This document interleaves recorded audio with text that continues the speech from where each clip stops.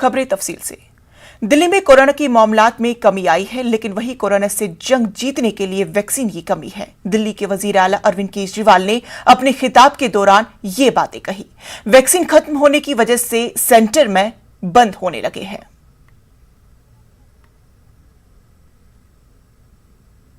नमस्कार, आज मेरे पास आपके लिए एक खुशखबरी है और एक बड़ी चिंता है। पहले खुशखबरी बताता हूँ। दिल्ली में कोरोना की रफ्तार काफ़ी कम हो गई है। पिछले 24 घंटों में दिल्ली में केवल 2200 कोरोना के केस आए हैं। संक्रमण दर भी घट के पिछले 24 घंटों में केवल 3.5% रह गई है। लेकिन इसका मतलब ये नहीं है कि कोरोना का खतरा टल गया, वो अभी भी है। हमें कोरोना से बचने के सभी उपाय करने हैं। अब दूसरी बात, चिंता की बात। आज से दिल्ली में युवाओं का वैक्सीनेशन बंद हो गया है। केंद्र सरकार ने युवाओं के लिए जितने वैक्सीन भेजे थे वो ख़त्म हो गए हैं। इसीलिए युवाओं के वैक्सीनेशन सेंटर आज से बंद किए जा रहे हैं। कुछ एक वैक्सीन की डोजेस बची हैं, वो कुछ एक सेंटर्स में दी जा रही हैं, वो भी शाम तक ख़त्म हो जाएंगी। कल से युवाओं के वैक्सीनेशन के सभी सेंटर बंद हो जाएंगे। मुझे बेहद दुख है कि हमें वैक्सीन ख़त्म होने के कारण युवाओं के वैक्सीनेशन सेंटर्स बंद करने पड़ रहे हैं। हमने केंद्र सरकार को भी लिख के बताया है। केंद्र से हमने और वैक्सीन मांगी है। जैसे ही हमें और वैक्सीन मिलेगी, हम फिर से ये सेंटर शुरू कर देंगे। दिल्ली को हर महीने 80 लाख वैक्सीन की ज़रूरत है, 80 लाख डोजेस की। इसके मुकाबले मई में हमें केवल 16 लाख वैक्सीन मिली और जून के महीने के लिए केंद्र ने दिल्ली का कोटा और भी कम कर दिया है।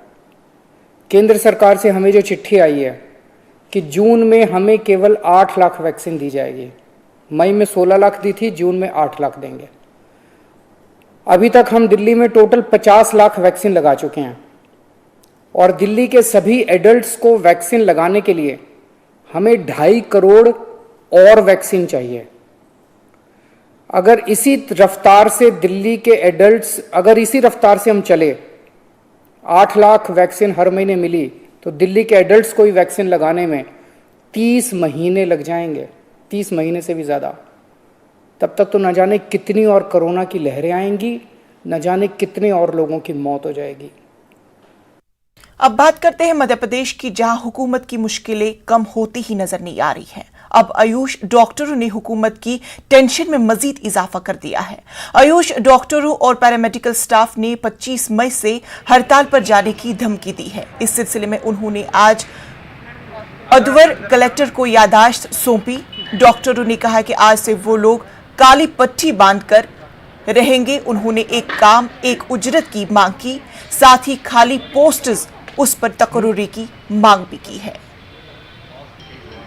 हम लोग जो इकट्ठे हुए हैं सभी आयुष चिकित्सक हैं, जो करीब 1 साल से ऊपर से हम लोग काम कर रहे हैं कोविड-19 में अस्थायी तौर पर। हमारी 2 सूत्री मांग को लेकर हम लोग यहाँ पे आए हैं और ये मांगे करीब आज नई नहीं है, करीब 1 साल से हम लोग दे रहे हैं शासन को, लेकिन इस वक्त कोई ध्यान नहीं दे रहा। मांग हमारी ये है कि जितने भी आयुष चिकित्सक हैं जो अस्थायी तौर पर काम कर रहे हैं उनको नेशनल हेल्थ मिशन के अंतर्गत नियुक्ति दें और समान कार्य समान वेतन, और ये मांग हमारी अभी है।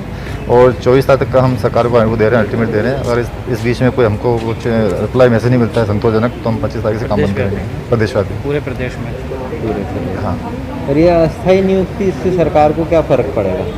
नहीं, इसमें सरकार पड़ेगी क्योंकि हम लोग कभी जो काम कर रहे हैं बहुत ही एक जान जोखिम में डाल के काम कर रहे हैं, और जब भी इनको ज़रूरत होती है तो हमारी संख्या बढ़ा दी जाती है। जब केस कम होते हैं तो हमको हटा दिया जाता है। मतलब यूज एंड थ्रो काम किया जा रहा है, तो ये ऐसा काम करते चलेगा। फ्रंट लाइन में तो आयुष करके, और फ्रंट लाइन में हम जो काम कर रहे हैं, चाहे पेशेंट जो होता है पॉजिटिव, वो सैम्पलिंग हो गई है, फिल्मिंग हो गया, अपना RIT टीम हो गई है और कोविड केयर सेंटर हो गया, हर जगह हम लोग आयुष चिकित्सक काम कर रहे हैं। तो इस चीज़ को ध्यान में रखते हुए अगर सरकार हमको स्थायी नियुक्ति देती है तो कोई गलत नहीं है।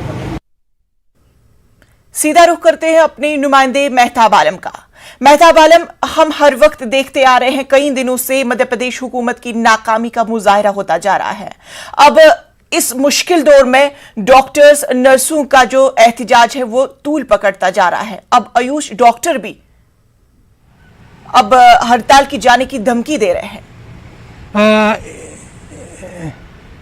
इनिशा जो है मध्य प्रदेश में 19,000 महकमा सेहत के कॉन्ट्रैक्ट मुलाजिमीन 17 मई से हड़ताल पर हैं। मरहलेवार तरीके से उनकी हड़ताल जारी है और उन्होंने 23 मई तक अल्टीमेटम दिया है कि अगर नहीं होता तो 24 मई से उन्होंने गैर मुअय्यना मुद्दत की हड़ताल का ऐलान किया है। आज उसी बीच में आयुष डॉक्टरों ने अपने मुतालबात को लेकर 2 रुकनी मुतालबात को लेकर और जो है हुकूमत को जो है मुंतबा कर दिया है। हुकूमत को वार्निंग दे दी है कि अगर आपने 24 मई तक उनके मुतालबात पूरे नहीं किए तो 25 मई से वो हड़ताल अपनी करेंगे। तो एक के बाद इसलिए हो रहा है क्योंकि हुकूमत इनके मुतालबात पर कान धरने को तैयार नहीं है। हुकूमत अपनी मनमानी में लगी है और जो वहाँ पर अस्पतालों में जो लोग काम कर रहे हैं, चाहे मेडिकल स्टाफ हो, पैरामेडिकल स्टाफ हो, नर्सों का मामला हो, सबकी तरफ क्या वजह है कि हुकूमत इस मुश्किल दौर में इनके मुतालबात को पूरा करने से कासिर है? देखिए, सबसे बड़ी वजह यह है कि मध्य प्रदेश हुकूमत अभी से नहीं, अगर आप 2018 से लेकर अब तक के जो है मध्य प्रदेश के बजट पर नजर डालें तो ये मध्य प्रदेश हुकूमत 1,20,000 करोड़ के कर्ज में डूबी हुई है। अब सवाल ऐसे में है कि अगर इन लोगों की मुतालबात को मंजूर कर लिया जाता है तो जो हुकूमत पर इजाफी बोझ पड़ेगा उसकी भरपाई कहाँ से होगी? 19,000 कॉन्ट्रैक्ट मुलाजिमीन अपने मुतालबात कर रहे हैं, वो 90% सैलरी देने की बात कर रहे हैं। नर्सों की बात करें तो वो अपने मुतालबात कर रहे हैं। जूनियर डॉक्टरों ने जो है, इससे पहले आपको याद होगा न्यूज़ 18 ने खबर दिखाई थी, उन्होंने अपने मुतालबात किए। और आयुष का भी जो मामला है, इन्होंने भी परमानेंट करने के मुतालबे को लेकर जो है समान काम समान वेतन की जो मांग शुरू की है। उन सब के पीछे यही है कि पैसा फंड कहाँ से आएगा, क्योंकि मध्य प्रदेश हुकूमत इतने कर्ज ले चुकी है कि 1,20,000 करोड़ के कर्ज में डूबी हुई है। ऐसे में नए मुतालबात को पूरे करने के लिए बजट कहाँ से आएगा? और फिर जिस तरह से कोरोना पेंडेमिक और ब्लैक फंगस के जो मामले चल रहे हैं और हुकूमत ने जो ऐलान किया है कि इन तमाम लोगों का इलाज जो है हुकूमत की तरफ से जो है मुफ्त होगा, बड़े बड़े ऐलानात किए जा रहे हैं, लेकिन ऐलानात को पूरा करने के लिए फंड कहाँ से आएगा उस पर गौर नहीं किया जा रहा है। और इसमें नए मुतालबात जो आ रहे हैं, हुकूमत क्यों नहीं कोई राय अमल अपनाती है जिसकी वजह से ये तमाम जो मुश्किलें वो खत्म हो जाए? क्योंकि कोरोना का दौर है, ब्लैक फंगस का दौर है, तिबी अमले की काफी ज्यादा जरूरत है। अगर यही अमला एहतिजाज पर होता रहेगा, एहतिजाज पर जाता रहेगा तो मरीजों का हाल क्या होगा? तो किसके सहारे वो मरीज अस्पताल पे जाएंगे? इंशा मैं बता दूं कि हुकूमत ऐलान पे ऐलान तो कर रही है, लेकिन जिस तरह से मध्य प्रदेश हुकूमत ने पहले कोरोना को लेकर वबाई बीमारी और फिर जो है ब्लैक फंगस को लेकर वबाई बीमारी का ऐलान कर दिया, लेकिन मध्य प्रदेश में ब्लैक फंगस के मरीजों के लिए जो ज़रूरी इंजेक्शन है वो नहीं है। 3 दिन से इंजेक्शन नहीं लगे हैं और जब इंजेक्शन नहीं लग रहे हैं तो ऐसे में डॉक्टर क्या करेंगे? और फिर डॉक्टरों का मानना यह है कि साल भर से वो मुतालबा कर रहे हैं। हुकूमत ने ऐलान तो किया कि जो लोग भी यहाँ पर मेडिकल में जो है पैरामेडिकल स्टाफ हो, डॉक्टर्स हो या दूसरे जो लोग हैं, उन तमाम लोगों की ज़रूरतें पूरी की जाएगी। मध्य प्रदेश के वजीर एजुकेशन जो है, मेडिकल एजुकेशन, उनका ये कहना है कि ये वक्त जो है ये तहरीक चलाने का नहीं है, ये काम करने का है। लेकिन उनका ये कहना है कि अगर ऐसे मुश्किल वक्त में आपने मुतालबात पर गौर नहीं किया तो अच्छे दिन आने के बाद आप हमारी तरफ देखने वाले नहीं हैं। और फिर इसके साथ ये भी है कि हुकूमत ने 2018 में इंतखाबात को पेश नज़र जो कुछ भी वादे किए थे, अब तमाम लोग उन वादों को पूरा करवाना चाहते हैं ताकि 2023 में जब भी इंतखाबात हो उससे पहले अगर उनके मुतालबात पूरे नहीं हुए तो नई हुकूमत जो आएगी वो क्या हासिल करेगी उस पर किसी को यकीन नहीं। मेहताब, एक अहम सवाल, कल शिवराज सिंह हुकूमत ने एक ऐलान कर दिया कि जिनकी मौत कोरोना की वजह से हुई है उनके अहल खाना को 1 लाख रुपए मुआवजा दिया जाएगा, उनकी मदद की जाएगी 1 लाख रुपए को लेकर।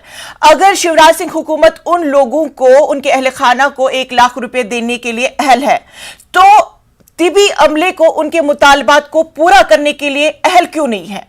सबसे बड़ा सवाल।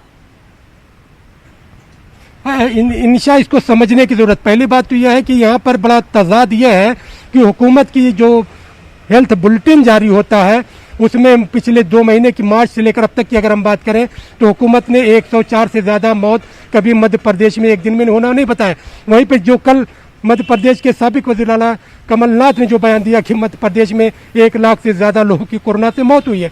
ऐसे में सवाल यह है कि जिन लोगों की कोविड प्रोटोकॉल के तहत शमशान घाट और कब्रिस्तान में आखिरी रसूमात अदा की गई हैं। क्या हुकूमत उन सब को जो है कोविड में शामिल करेगी या इसके लिए कोई नई लिस्ट तैयार की जाएगी? वहीं पर अपोजिशन का कहना है कि जिन लोगों की कोरोना के इलाज में प्राइवेट अस्पतालों में इलाज के दौरान मौत हुई है और उनमें बड़ी रकम खर्च हुई है, उसमें 1 लाख रुपए में कुछ होने वाला नहीं है। हुकूमत को कम से कम 5 लाख रुपए मुआवजे के तौर पर, माली इमदाद के तौर पर उनकी मदद करनी चाहिए। तो इन तमाम चीज़ों में एक तजाद भी देखना को मिल रहा है और यहाँ पर भी अभी ऐलान हुआ है और इसके अमल के निस्वात पे करते करते कितने महीने लगेंगे, इस पे बारे में अभी कुछ कहा नहीं जा सकता है। बिल्कुल मेहताब, अब तो यही उम्मीद हर वक्त की जा रही है कि हुकूमत इन तमाम मुतालबात को पूरा करे, क्योंकि अगर हुकूमत इनके मुतालबात को पूरा करने से कासिर रह जाती है तो मरीजों का हाल बद से बदतर ही होता जाएगा। तफसीलात के लिए बेहद शुक्रिया।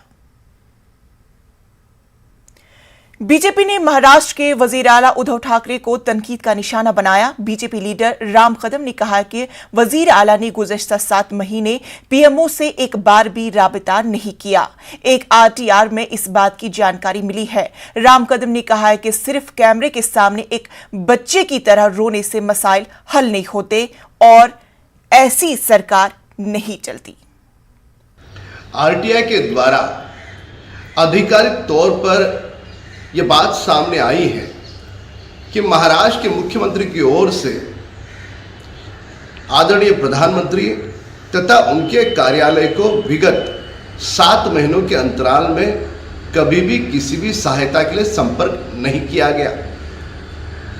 पर विगत 7 महीनों के अंतराल में महाराष्ट्र की सरकार बार बार बालक के भांति केंद्र की ओर उंगली दिखा करके मीडिया के कैमरों के सामने रो रही थी। क्या मीडिया के कैमरों के सामने रोकर आप किस प्रकार की सहानुभूति लोगों से चाह रहे थे? आधिकारिक तौर पे मुख्यमंत्री आदरणीय प्रधानमंत्री से 7 महीने तक संपर्क नहीं करेंगे, कोकण का दौरा भी करेंगे, केवल मात्र चंद मिनटों में दौरा समाप्त होगा। महाराष्ट्र की सरकार पूरी तरह से अपने जिम्मेदारी से पल्ला झटक रही है। लगातार केंद्र की ओर उंगली दिखाना और बालक के भांति रोना, यह करके सरकारें अपने दायित्व का निर्वहन नहीं कर सकती। दायित्व का निर्वहन करने के लिए लगातार केंद्र सरकार के संपर्क में भी रहना, यह उनका दायित्व है। इस बात की समझ उन्हें कब आएगी? कोरोना की दूसरी लहर खत्म भी नहीं हुई कि तीसरी लहर का डर सताने लगा। इसके लिए तैयारियां भी उरूज पर है। महाराष्ट्र में भी इसको लेकर तैयारियां शुरू कर दी गई है। बताया जा रहा है कि तीसरी लहर बच्चों को ज्यादा मुतासिर कर सकती है, जिसको लेकर खुसूसी वार्ड भी तैयार किए जा रहे हैं। बीएमसी और एक एनजीओ की मदद से मुंबई के जोगेश्वरी में बच्चों के लिए कोविड वार्ड तैयार किए जा रहे हैं। इसमें बच्चों के सरपरस्तियों के लिए रहने और बच्चों के खेलने का भी इंतजामात किए गए हैं। आज के चैलेंजेस सेकेंड वेव में हमको ये समझ में आया है कि ऑक्सीजन बेड, खास करके ऑक्सीजन की कमतरता हो रही है और थर्ड वेव के लिए चिल्ड्रन पीडियाट्रिक के लिए काफ़ी इश्यूज आने वाले हैं। तो ये दोनों चीज़ें मद्देनज़र रख के हमने उसी आइसोलेशन सेंटर में 2 माले ऑक्सीजन बेड में कन्वर्ट कर दिए हैं और उसमें से 140 कैपेसिटी आज के तारीख में हमने ऑक्सीजन बेड के लिए प्रपोज की है। 30 बेड ऑलरेडी रेडी हो गए हैं और उसमें से भी 60 जो पेशेंट्स के लिए पीडियाट्रिक चिल्ड्रन जो बच्चों के लिए हमने कर दिए। बच्चों के वार्ड में अपने को बच्चों को हैंडल करना थोड़ा डेलिकेट है, इमोशनल है, इसलिए हमने हर एक माध्यम से उनको खिलौना या मनोरंजन का साहित्य भी हर एक रूम में रख दिए हैं। उनका बहुत ही छोटा बच्चा रहेगा तो पेरेंट के साथ भी रहने के लिए वहाँ पे व्यवस्था कर दी है। खिलौने हैं, गेम जोन है और उसके बावजूद भी हम वहाँ पे कुछ काउंसलर्स भी अपॉइंट कर रहे हैं जो साइकोलॉजिकल साइकेट्रिस्ट भी रहेंगे, जो पेरेंट्स को, बच्चों को, सबके साथ खेला मेला जो वातावरण रहेगा वो वहाँ पे वो डेवलप किया जाएगा। बेहद खुशाइन खबर, जामिया मिलिया इस्लामिया के 6 स्कॉलर रिसर्च फेलोशिप के लिए मुंतखब हुए हैं। मुंतखब हुए 6 स्कॉलरों में 5 लड़कियां भी शामिल हैं।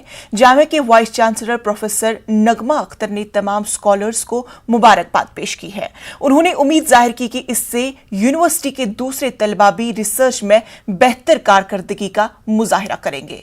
उन्होंने कहा कि जामिया अपने तलबा के लिए, ऊंचाइयों के लिए, हुसूल के लिए हर मुमकिन मदद फराहम करने के लिए कोशा है।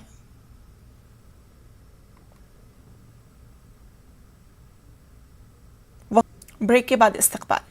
गुज़श्ता दिनों हुए बरसात ने बिहार के अस्पतालों की हालत बिगाड़ दी है। ऐसा ही कुछ हाल दरभंगा के अस्पताल का है। अस्पताल के बाहर गंदगी का ढेर है तो वहीं अस्पताल के अंदर भी गंदगी फैली हुई है।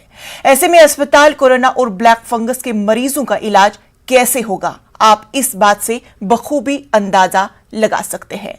वहीं बिहार में एम्बुलेंस को लेकर हाहाकार मची हुई है, जबकि दरभंगा के अस्पतालों के अहाते में दर्जनों एम्बुलेंस खड़ी जंग खा रही है। कोरोना फैला हुआ, इतना गंदगी है, ऐसे में आप लोग जाते हैं तो हर जगह तो दरभंगा में हर गली गली तो वही हाल है। तो इसमें तो आप लोग को और मतलब इन्फेक्टेड होने का डर है, क्योंकि इतना ऑलरेडी गंदगी। डर तो अभी तो थोड़ा कम पानी है, इसके बाद तो बहुत ज्यादा पानी हो जाता है, उतना हम लोग जाते हैं एक एक के पूरा। हम लोग ड्यूटी जा करके जाते हैं, इतना पानी हिल के जाते हैं। आज तो व्यवस्था कहाँ हुआ? आज तक व्यवस्था कहाँ हुआ? अच्छा, आप यहाँ ड्यूटी पे? हाँ, हम लोग ड्यूटी से जा रहे हैं। चारों तरफ ऐसा ही, यही हाल है? ऐसे ही DMCH में जब से हम लोग 25, 26, 27वां साल ही नौकरी का है, तब से हम लोग ट्रेनिंग यहीं किए, नौकरी यहीं किए, तब से पानी हेल के आना जाना होता है। हम गए थे कोविड सेंटर में, मेरे फादर इन लॉ जो है क्रिटिकल पोजीशन में है। जी जी जी। साफ सफाई का क्या हाल है? साफ सफाई प्रॉपर नहीं हो पाता है और पानी ऐसे ही चारों तरफ। जी जी जी। पानी, ये गंदगी है, साफ सफाई होनी चाहिए, पानी का निकास होना चाहिए। परेशानी तो होती ही है, आने जाने में बहुत परेशानी होती है। रोड भी टूटा हुआ है, इधर कोरोना HDU में जाने वाला रोड है, वो भी बहुत खराब है, बहुत जर्जर स्थिति, तो इससे बहुत परेशानी तो होती है। इन्फेक्शन का भी तो डर रहता होगा, क्योंकि इन्फेक्शन का पानी में अगर ऑब्वियस सी बात है, अगर ड्रॉपलेट्स या समथिंग कुछ गिरेगा तो कितना उसको तो नहीं आप सैनिटाइज कर। इन्फेक्शन का तो डर रहता ही है, इसमें बहुत ज़्यादा रहता है। कैंपस है वो बिना बाउंड्री वाल के है और लो लैंड है, और हर वार्ड अलग अलग बिखरा हुआ है। अस्पताल का मतलब होता है वर्टिकल, एक जगह मल्टी स्टोरेज नया में आजकल है, चाहे पहले भी रहता तो एक बिल्डिंग में अस्पताल रहे, एक वार्ड इधर, एक वार्ड उधर, एक वार्ड इधर, एक एंट्री रहे, वहाँ गार्ड रहे, सुपरिटेंडेंट का ने सब राउंड लगावे, एक जगह अस्पताल जैसे होता है वैसी एक जमाने का है। 4 साल के बाद 100 साल इसका पूरा होगा। उस समय के लिए यही बहुत था, लेकिन लो लैंड के कारण पानी लग जाती है, गंदगी है, सब कुछ इधर उधर बिखरा हुआ है। उसी सीमित पुरानी बिल्डिंग हो गई है, उसी सीमित संसाधन में हम लोग अपना जी जान लगाकर रोगी का सेवा करते हैं और सब ठीक होके भी जाते हैं। जहां तक रोड वाटर लॉगिंग की समस्या थी तो वो लो लाइंग एरिया था, जहां पे दरभंगा में जो हर साल जो बारिश आती है उससे वो लो लाइंग एरिया में थोड़ा पानी का जमाव हो जाता था। इसके लिए जिलाधिकारी महोदय ने कल ही एक बैठक ली है और अगले 15 दिन में नगर निगम के माध्यम से वहां प्रॉपरली रोड बनने के आदेश दे दिया गया है और अगले 2 हफ्ते में वो पूरा कंप्लीट हो जाना है। कूड़े के लिए भी जो आउटसोर्स एजेंसी है DMCH की, उनके साथ हम निरंतर संपर्क में हैं। काफ़ी जो कोविड वार्ड के और अन्य वार्डों के पास जो कई जगह एकत्रित हो जाते थे कूड़े, उनको हटाया भी गया है और लगातार एजेंसी कार्यरत है। जो ड्रेनेज की समस्या थी उसको वर्कआउट किया गया है, उसमें कुछ सिविल वर्क करवाना था वो भी करवा लिया गया है। और जो मालेगांव पावर लूम सन्नत लॉकडाउन की वजह से सख्त बहरान का शिकार है। शहर के अक्सर कारखाने बंद हैं। पावर लूम सन्नत इस वक्त हुकूमत की तवज्जो की मोहताज है, लेकिन लाखों लोगों की रोजगार फराहम करने वाले पावर लूम सन्नत हुकूमत की अदम तवज्जो का शिकार बनी हुई है। पेश है मालेगांव से हमारे नुमाइंदे मोहिद्दीन की ये खास रिपोर्ट।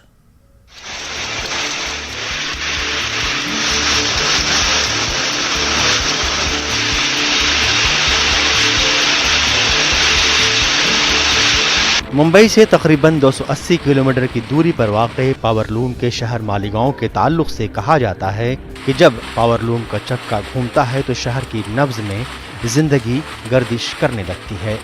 जहां पावरलूम बंद होता है तो शहर के हर कारोबार की रौनक मान पड़ने लगती है। मालेगांव में इन दिनों 80% से ज़्यादा पावरलूम मुकम्मल तौर पर बंद हैं।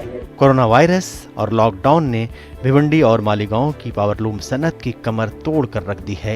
एक अंदाजे के मुताबिक मालेगांव रोज़ाना तकरीबन 45 करोड़ की लागत का ग्रे क्लॉथ तैयार करता है। लेकिन कोरोना के कहर और लॉकडाउन ने बुनकरों को अपने कारखानों पर ताला लगाने पर मजबूर कर दिया है। पावरलूम के बंद होने के सबब मजदूर तबका सबसे ज्यादा मुतासिर है। उसकी निगाह भी मरकजी व रियासती हुकूमत की इमदाद पर टिकी हुई है। मालेगांव पावरलूम सनत से बड़ी तादाद में खवातीन मजदूर भी मुंसलिक हैं। ये खवातीन कारखानों में तराशन भरने का काम करती हैं और अपने अहल खाना का पेट पालती हैं। अब उनके लिए भी ज़िंदगी का गुजर बसर मुश्किल हो चुका है। ये हमारा पावरलूम सनत है ना, बहुत ज़्यादा बहरान का शिकार हो गई है। ये अभी त्यौहार पर जो बंद हुआ है तो ये कब आगे चालू होगा हम इसका बोल नहीं सकते हैं। और लॉकडाउन की वजह से जो यहाँ के जो हमारे ताजिर लोग थे, व्यापारी लोग थे, जो हमारा माल ख़रीदते थे, तो वो सब अपने अपने शहर चले गए हैं और आगे हम बोल नहीं सकते कि कब चालू होगा। हमारी सनत बहुत ज़्यादा बहरान का शिकार है। हमारी परेशानी आगे ये है कि यार ऐसे ही हालात रहे तो हमको खाने के लिए है ना इधर उधर रोज़ी रोज़गार के लिए भटकना पड़ेगा। लॉकडाउन की वजह से हमारा कारखाना जो है रमज़ान में जैसे तैसे तो चल गया, 2 दिन 3 दिन। हमने बहुत मुशक्क़तों से और बहुत परेशानियों से हमारे बच्चों का बाल बच्चों का पेट भरा है। तो हमारा ये कहना है कि यार जैसे रिक्शा ड्राइवर है और दूसरे जो लोग हैं लूम से हट कर सरकार ने जो उनको यानी इमदाद दी है, तो हमारा भी यही मानना है कि यार हम भी मज़दूर है, हमारे भी अकाउंट में पैसा डाला जाए, वरना हम हमारे खाने को वांदे हो जाएंगे। मैं अकेली कमाने वाली हूँ। हाय ये कोरोना की वजह से बार बार कारोबार बंद हो जाता है। हाय कैसे चलेगा हमारा? बस 8-9 टन की फैमिली है हमारी। अगले साल भी कोरोना की वजह से हम कुछ नहीं कर पाए थे, ये साल भी ऐसे हुआ। मालेगांव के तमाम कारोबार की तेजी और मंदी भी पावरलूम से ही मुंसलिक है। पावरलूम बंद होता है तो शहर के तमाम कारोबार मुतासिर हो जाते हैं। वजह साफ है कि पावरलूम का चलना ही लोगों के लिए इनकम का जरिया है। ऐसे में पावरलूम बंद होने से छोटे कारोबारी भी परेशान नजर आ रहे हैं। धंधे पे बहुत ढेर सारा असर पड़ेगा। पावरलूम बंद है मालेगांव का, जितना भी पावरलूम है सब लूम के ऊपर कारोबार है, धंधा उसके ऊपर ही चलता है, लूम के ऊपर। उसकी वजह बहुत दिक्कत आ रही है। होटल का धंधा बहुत मार खा गया है और ऊपर से लॉकडाउन लगे ले, उससे सबसे ज़्यादा तकलीफ हो रही है। पावरलूम की सनत लॉकडाउन की बिना पर बहरानी कैफियत की शिकार है। लोगों का जीना मुहाल है। इस शोर शराबे वाले इलाके में सन्नाटों का बसेरा है। आमतौर पर शोर शराबे को मनफी अंदाज में लिया जाता है, लेकिन मालेगांव में पावरलूम का शोर जिंदगी की अलामत है। अब इस सनत से वाबस्ता अफराद परेशान हैं। ताल्लुका पावरलूम संघर्ष समिति ने पावरलूम बिल माफ़ करने का मुतालबा किया है ताकि उन्हें कुछ राहत मिल सके। सबसे पहले तो देखो, कोरोना वायरस की वजह से हमारी तमाम मंडी ऊपर बंद है, जहाँ हमारा पक्का माल जाता है। तो हमको हुकूमत से कुछ ज़्यादा नहीं चाहिए। हमारे गांव में भी Calcutta powerloom limited company private आई हुई है। हम सिर्फ गवर्नमेंट से इतना चाहते हैं, रियासती गवर्नमेंट से इतना चाहते हैं कि हमारी थोड़ी पावर बिल जो है वो माफ़ कर दी जाए। 3 महीने की पावर बिल माफ़ की जाए ताकि हम जिस नुकसान से कारोबार कर रहे हैं हमको थोड़ी उसमें सहायता हो जाए। बहरानी सूरत हाल में बुनकर बिरादरी की निगाहें रियासती और मरकजी हुकूमत पर टिकी हुई हैं। वक्त रहते बुनकरों के मसाइल हल नहीं किए गए तो अलीगढ़ के ताले, मुरादाबाद के बर्तन और कानपुर की चमड़ी की सनत की तरह मालेगांव भिवंडी पावरलूम सनत का बहरान भी मज़ीद संगीन सूरत हाल इख्तियार करता जाएगा और अपने शोर से लोगों को नई ज़िंदगी देने वाले पावरलूम हमेशा के लिए खामोश हो जाएंगे। कोरोना वायरस और लॉकडाउन की वजह से जहां पर हिंदुस्तान की कई सनतें बर्बादी के दहाने पर है, मालेगांव का पावरलूम भी जो है वो इसी बर्बादी के दहाने पर खड़ा हुआ है। हर कारोबार मुतासिर है और मालेगांव भिवंडी के पावरलूम भी जो है वो इससे बुरी तरह मुतासिर है। हालात यूँ हैं कि पावरलूम मजदूर जो है यहाँ से हिजरत करने पर मजबूर है और पावरलूम बुनकर अपना कारोबार बंद करने पर। मोहिउद्दीन, न्यूज़ 18 मालेगांव। कोरोना वबा के दौरान बाहमी इमदाद व इन्हसार का जज्बा मुस्तकिम हुआ है। मुल्क इस वबा से मुत्तहिद होकर मुकाबला कर रहा है। टीकाकारी के ऐलान के बाद हम बेहतर ताउन करें जिससे हम कोरोना को मात देने की जानिब कदम बढ़ा सके। नेटवर्क 18 इस मुहिम में हर कदम आपके साथ रहेगा। जब तक सभी महफूज नहीं तब तक कोई महफूज नहीं होगा। इसी सोच की बुनियाद पर हमारी मुहिम संजीवनी का मकसद ये यकीनी बनाना है कि वैक्सीन पाना सभी हिंदुस्तानियों का हक है।